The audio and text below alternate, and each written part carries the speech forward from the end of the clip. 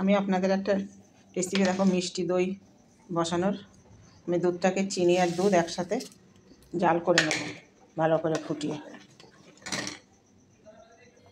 মিষ্টি দই বসানোর জন্য দুধটাকে আগে দেখিয়েছি চিনি দিয়ে দুধটাকে ভালো করে ফুটিয়ে নিয়ে গাঢ় করতে হবে, করে তারপরে দুধটাকে ঠান্ডা করে তারপরে দই বসাতে হবে।